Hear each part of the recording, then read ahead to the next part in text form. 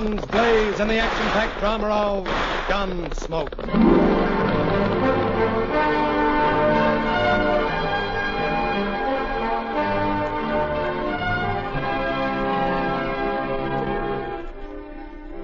Around Dodge City and in the territory out west, there's just one way to handle the killers and the spoilers, and that's with a state marshal and the smell of gun smoke.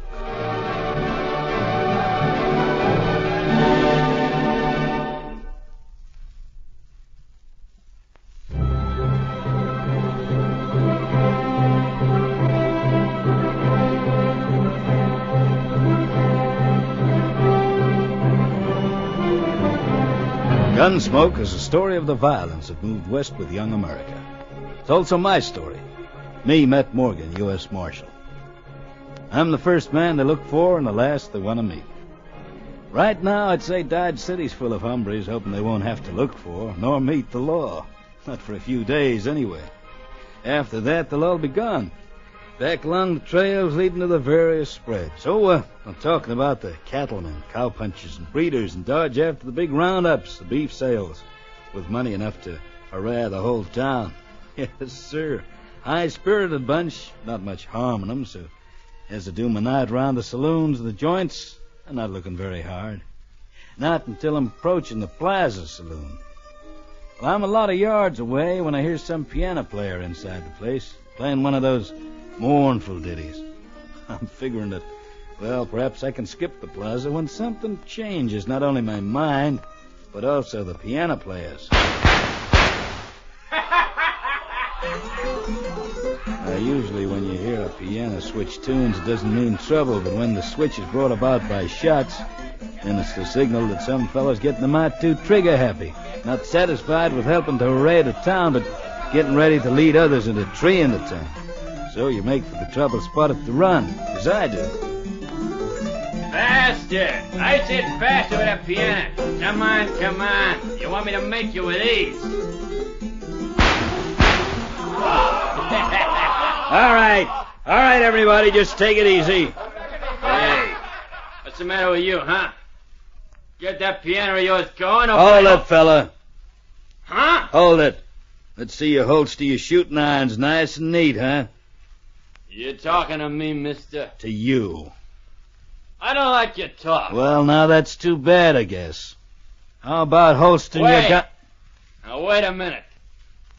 You telling me what to do? Yeah? That a badge on your waistcoat? Don't you know Marshal Morgan? Marshal Morgan. Oh, yeah. Yeah, the great Marshal Morgan. Yeah, the gun-smoking lawman of this one-horse creek crossing they call Dodge City. All right, Marshal. All right, Mr. Marshal Morgan. Let's see you try telling a red-blooded Texan cowpuncher to holster his guns. Let's see you try it again, huh? Texan, holster your guns. Fine. Fine, that's just fine. It's a mighty fine and brave of you, Marshal Morgan, lawman. Now, let's see. Here, watch this, fellas. Watch this. Now, let's see you make me. Oh, what do you say we don't have any trouble, huh? Yeah, but I like trouble. I sure do. I like this kind of trouble. Cowboy, why don't you hit the hay? Mr. Marshal Lawman Morgan, you're just spinning the words that don't mean a thing. 'Cause you know why? 'Cause you're scared. You are, and rightly so. Of what? Of a red-blooded Texan. Of me. All right, Texan. You hear that, fellas? The great tough Matt Morgan scared. Cowboy, I wouldn't. You wouldn't what? I wouldn't boast. Not with 2 guns in your hands. 2 guns I'm taking. Like this. Oh. All right. Show's over. Start playing again, fella. Jed O'Brien, you, Max Draper. Pick up the Texan and carry him to the calaboose. I would do that if I were you, Marshal. As you're not, I can't say. Easy with them, boys. Pick him up properly. Just keep on whatever you were doing, mister. Leave this be. Hey, Kenny Cross, hold those bat wings up for the boys. Why not leave the Texan be, Marshal? You You got a home to go to? Maybe. You appear to be sober. Appearance is often wrong. Like the law taking a Texan to the local calaboose. So I'm wrong, am I? So wrong you're making the law look a fool. Stranger to Dodge? Maybe. I said stranger. I said maybe. Look, I don't know you. I don't want to know you. Now, what say you be on your way, huh? Oh, you make me tired. Why?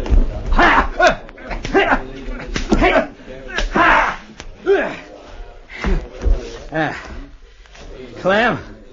Clem Mailing, Pete, pick up this critter too, huh? Okay, Marshal. Follow Jed and Max to lockup. Yeah, it seems that before the night will be gone, I'll have quite a few in the cells.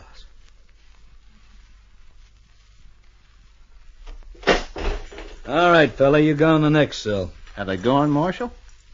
You mean the fellas who brought you both here to the jailhouse? Yeah. Yeah, they've gone. The Texan, the cowboy? See for yourself, still out to it. Well, why? Gorson's my name, Ken Gorson. So? There's some place your office may be where we can talk. About what? $20,000. Start walking straight ahead. It brings us to my office. Good. You won't be overheard.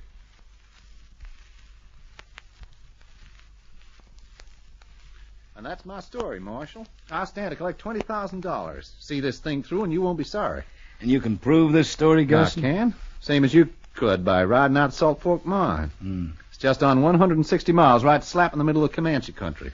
Yeah, I knew there were prospects of gold out that way, but I never realized that it...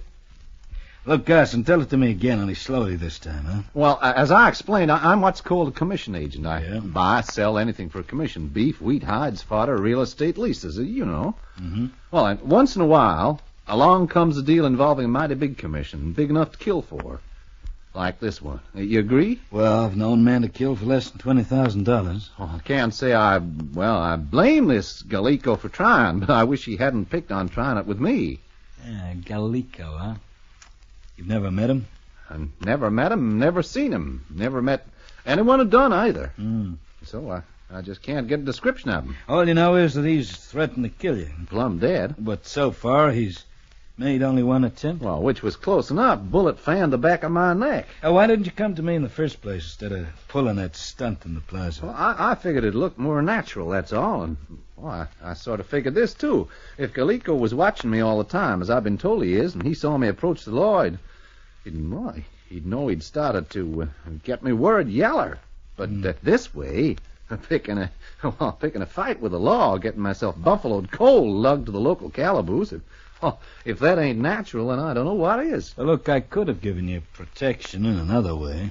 Marshal, I've been told that no one breaks out of your Dodge City jail.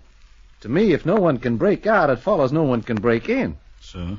So here I am, begging you to keep me locked up for a week. All I ask is that you refuse me any visitors on account I don't know anybody in Dodge. Except, of course, Miss Bundy. Miss Bundy Brickson. You know Miss Bundy? Well, I know most dancers here in Dodge. Part of my work, so... you wanted me to keep you locked up for 1 week until the buyer arrives? Yeah. Rick Joseph is by, and he'll be coming in by stage day week. And you don't know him by sight either? Oh, there's no need for that. You see this? Yeah, $10 bill ripped in half. Sure, Rick Joseph has the other. So all I've got to do is wait for someone to come up to me in a week's time, hand me half a $10 bill, which matches this half, and then hand over the papers and the lease and everything to him. Mm-hmm. He, in turn, well, he hands me the commission, $20,000. Which I hope you'll pay into the bank pronto. Otherwise, it'll be a big temptation for this Al Galico to still carry out his threat, huh? Oh. Unless you kill him for me first. Just like that. Oh, no, not quite. There's bonus to this, $1,000. Oh, you're a strange man, Gus, and mighty strange. How come? You expect me to protect you from this unknown, unseen would-be killer? Oh, correction, Marshal. Not a would-be killer. He's in earnest, no pretense. From what I can gather, he's killed before. You expect him to kill you for $20,000, yet you expect me to kill him for $1,000, huh? 5 is the absolute top figure I'll go. Gus, I ought to bounce your head against that stone wall. What? Toss you in a cell, book you with everything, including attempted bribe. Marshal, a bribe. Did I use that word, Marshal? Bonus. Oh, well, that's better. Yeah, bonus is a bonus. But not for you, Marshal. I'm sorry if I gave you the wrong impression. Oh, what impression is the right one? Well, I imagine that even in such a thriving city as Dodge, there's a deserving charity. Yeah, there is. Well, and kill Al Gallico, and then you name the charity, and I paid $1,000. All this elaborate business. Well, why go to all the trouble, Garson? You look a reasonably intelligent man. You don't appear to be frightened. Marshal, I am frightened. I've never been so all-fired scared in my whole life. Over something that might not happen, someone who might not exist. Marshal, I know. I feel it in my bones. Deepest hunch I've ever had. I just know that Al Gallico's out to kill me. Not just because I'm me, but to get that piece of the $10 bill I've got. Mm-hmm. Your proposition is I keep you alive, you pay $5,000 into a charity I name. Well, that's right. Except for a slight error. $1,000. Plus your keep. Oh, sure. I couldn't expect the Dodge City taxpayers to keep me now, could I? Yeah. Well, you can bunk in the cell next to the Texan. Oh. Well, thanks, Marshal. Of course, you won't mind visits by Miss Bundy. Look, this place is the local calaboose, not a boarding house. But Miss Bundy, she's a close friend of mine. The fact is, I'm thinking, well, when this is all over, I'm thinking of making her my secretary. And take her back east, I hope. Oh, why, sure. I figure... Marshal, blow out them lamps. Hurry, blow them out. There's someone at the window with a gun.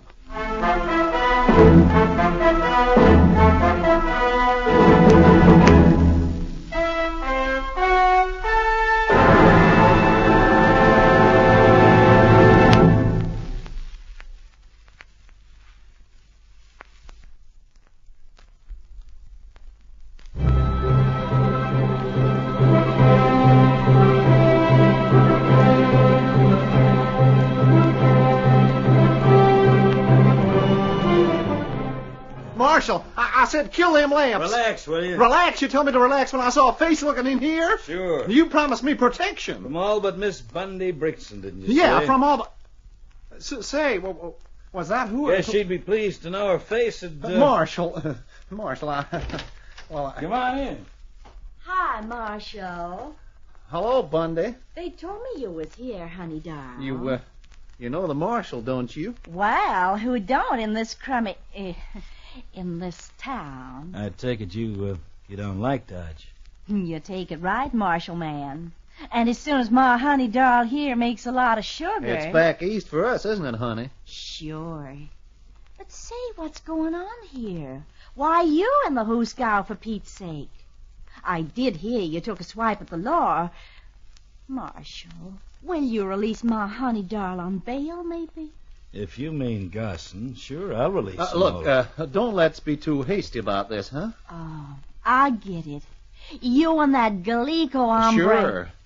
And do you mind treating it serious? If Gallico gets me, then he gets $20,000. And you get yourself stuck here in Dodge without me, huh? Marshal, do you savvy this business? Me, I don't. Garson claims he don't know what this Gallico looks like, and the only way he can identify the other critter, the one paying over the money, Rick Joseph, only way he can be identified is by matching a torn currency bill. It just flamboozles me. Well, ma'am, I've known of other business deals to be handled in similar ways. Loco, that's what it is. Oh, listen, honey, why worry your pretty head about it, huh? It just helped me keep alive until the deal's over, that's all. How? By not letting on I'm staying in the hoosegow of my own free will.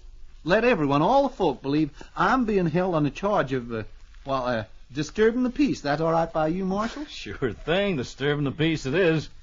Now, I figure it's time we lucked up for the night, huh? You're not going to leave my honey doll unguarded all night, are you? Oh, no, I'll bunk here, too. Sure. Over there, I suppose. What's wrong with that? It's a comfortable billet. No doubt, but ain't it a long way from the cells? Or are you letting Garson bunk here, too? Oh, no. Me for the cell, sweetie. Ain't no one broke out of them, which means no one can break into them and get at me, savvy? All right. You know what you're doing.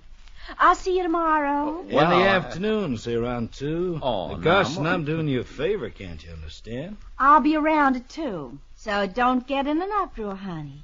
You just go right up to your little cell and get yourself a lot of sleep. I'll see you tomorrow. Good night, sweetie. Night, Marshal. You can get back to your rooming house? But of course, unless you like to escort me. Good night. Night. Pleasant dreams. It's time to be locked up, Garson. What? Oh, yeah, locked up, sure. Right this way. I'll carry the lamp.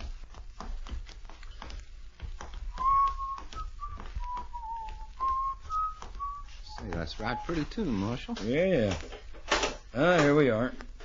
If you figure you need extra blankets, just reach out and help yourself. Well, thanks, Marshal. I reckon you made me right comfortable. I guess I've stayed in worse hotels in my time. Inside. Sure. I suppose you have to lock me in, huh? Well, if you want to be right out of harm's way, sure do. Well, good night.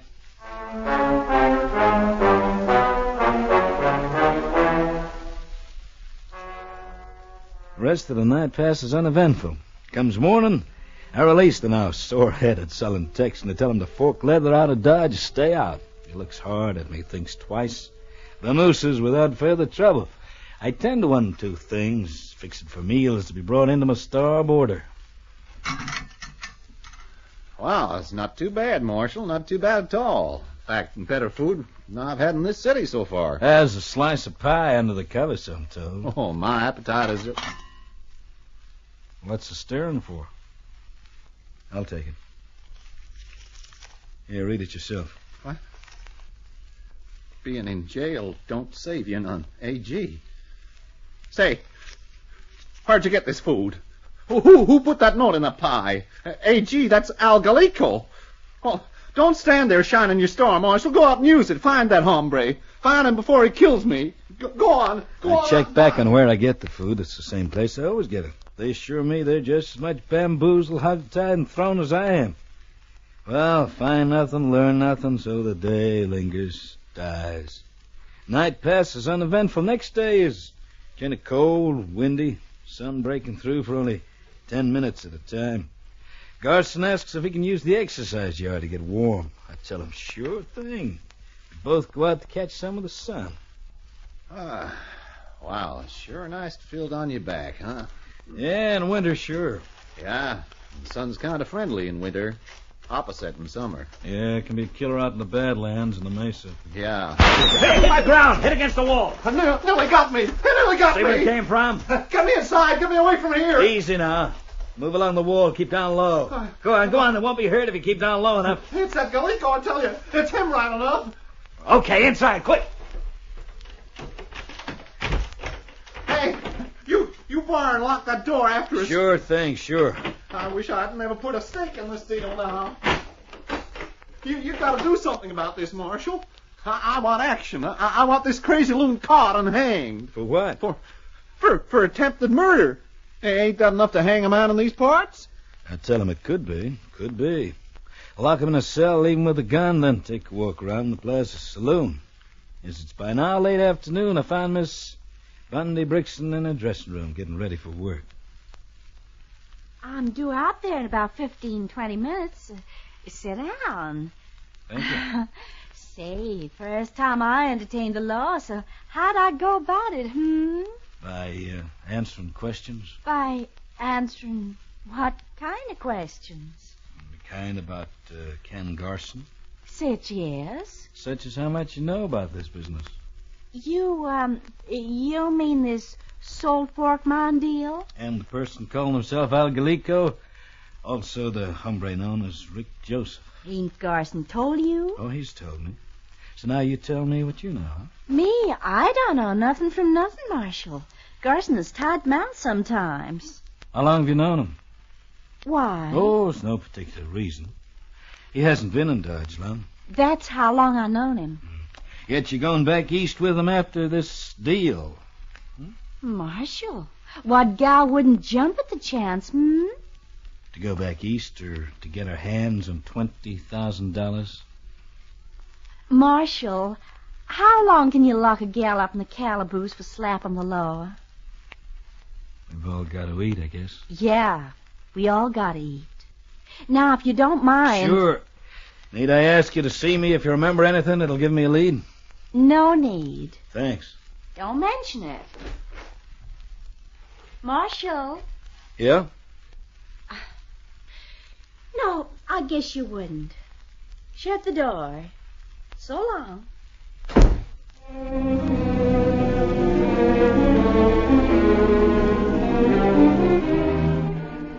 Marshal, I've been figuring. Now you recollect something solid, huh? I recollect this.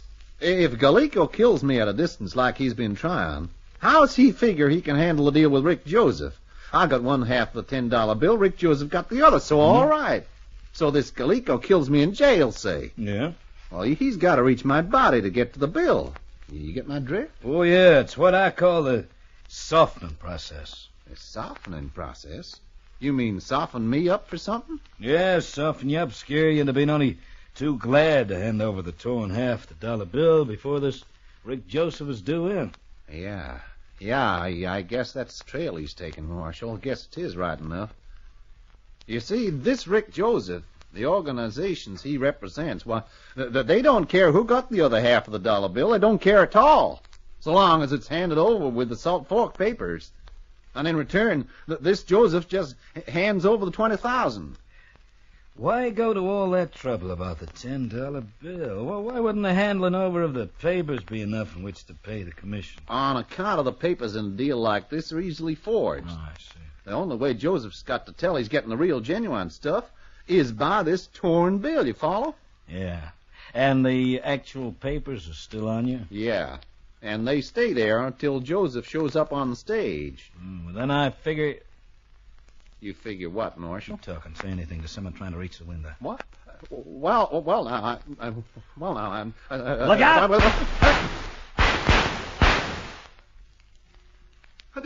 Did you get it? I'm going for... Listen. Yeah, tell Garson I guess that Bronk's carrying the gunny. Even in his state, Garson realizes that by the time I could get outside, the ride would be well out of sight. Yeah, this whole business is getting me now like heel flies, making me feel there's something all fired loco about it. Well, loco or not, I gotta play it out till it's over. And over it finally is with the arrival of the stage late after sunset. As the passengers climb down, I ask which is an hombre named Joseph, Rick Joseph. A dark, well-dressed fellow says he's Joseph, and who wants to know? Well, I tell him. Fellows meet at the jailhouse. The other half of the $10 bill is produced. Papers change hands, and so does a leather pouch bulging with money. Well, Garson doesn't trouble to count the $20,000. Not all of it. Only 1,000 of it. While he's counting this donation to charity, the stage leaves again, taking Rick Joseph. Finally, the excitement dies. And as Garson finishes strapping the pouch, he says... Well, there's 1,000, Marshal. And with it goes my thanks for what you've done. Well, I'd rather you handle the money over yourself, Garson. I'll do it. What? Bundy, what are you... Hey, you're toting guns. I know how to use them, so reach, Buster, and you, Marshal. Huh? You're Howdy, Al Galico. Shove over the pouch, Garson. Come on, shove it my way. But I don't get it, Bunny. What Shove it over, Buster. Then turn around, both of you. Turn around, face the wall, and keep reaching. Shut your Bunny, spluttering and do as I say. You too, lawman. Well, sure thing, lady. You mean you want me to turn around like...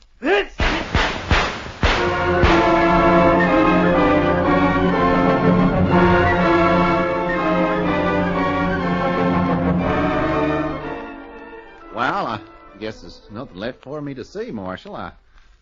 I won't stick around for Miss Bundy's trial, if you don't mind. Oh, sure thing. I know how you feel.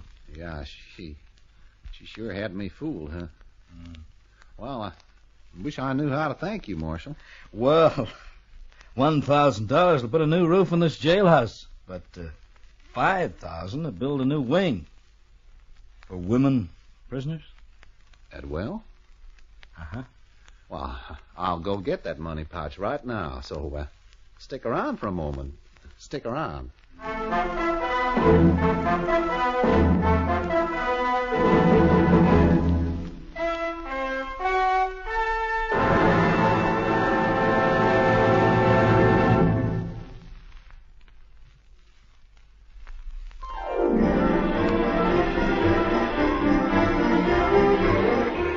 Join us again next week as Matt Morgan fights to bring law and order out of the wild violence of the West in Gunsmoke. Gunsmoke is written by Ronald Ingleby and produced by Jim Bradley for our Transat.